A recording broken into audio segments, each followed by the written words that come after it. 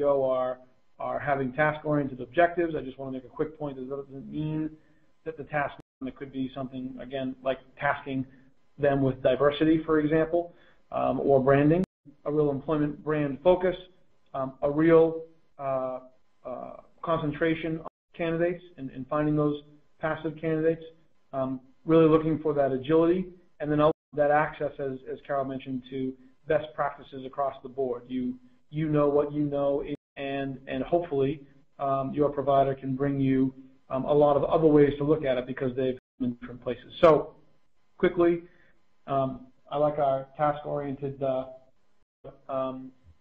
defining the project at a much more granular level than simply filling the jobs.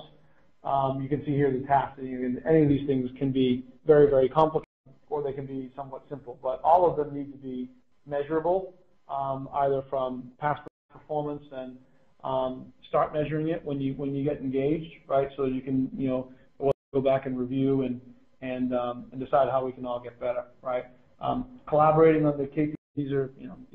These lists can go on and on and on, but these are some of the traditional ones, and they're a lot more detailed these days. But if the relationship is being managed only by those ways, then that's really a little bit more vendor versus partner or strategic. But